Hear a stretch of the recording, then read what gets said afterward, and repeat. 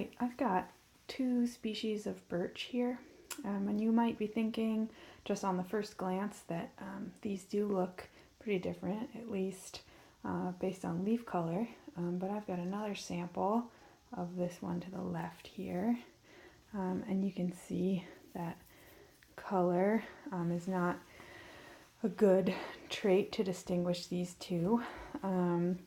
And these two species of birch can be easily confused if you aren't familiar with the characteristics that distinguish them. And here's some of the characteristics that they share. They both have simple alternate leaves with toothed margins, and they also have pinnate venation.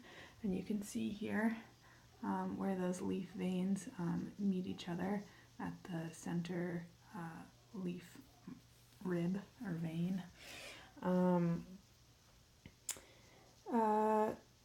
These traits are all shared by members in their family, Betulaceae, but these species specifically have ovate leaves with these nice acuminate pointy tips, and they can both have doubly serrate leaves, but that starts to get us into some of the differences between them.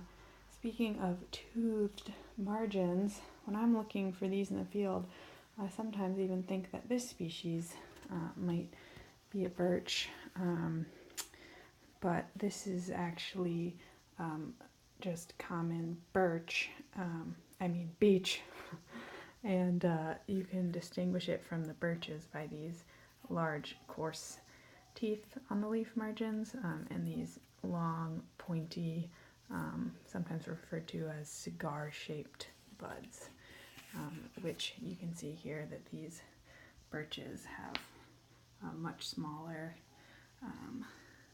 leaf buds.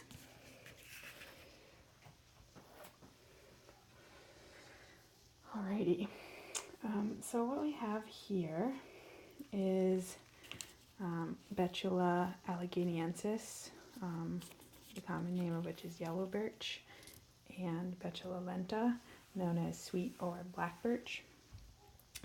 And so for yellow birch, this is consistently doubly serrate, and black birch can be doubly serrate, but it can also be singly serrate, and you can kind of see it's a bit of an uneven leaf margin over here.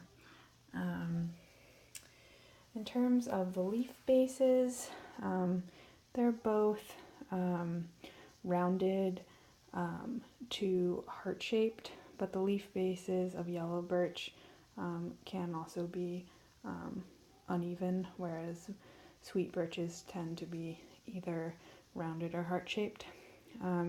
The twigs on both species are slender and have a zigzag appearance. You can see here zigzagging, and that's because they lack a terminal bud, and their lateral buds are somewhat similar. They're ovate and sharply pointed. Additionally, the twigs on yellow birch are occasionally pubescent, and on the two samples that I have, this one, although you can't probably see in this video, is definitely pubescent on the petiole and the twig, and this one is mostly just a little bit pubescent on the petiole here. But this sweet or black birch is glabrous. So that's one distinguishing feature, the presence or lack of pubescence on the twigs. Another twig characteristic that distinguishes these is the strength of the wintergreen smell when crushed. So this sweet birch gets its name because it has a pretty pungent wintergreen smell.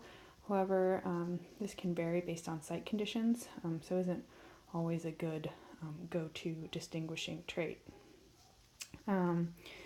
What can be the best thing to tell these species apart is when you have a mature tree and you can get your hands on some of the bark.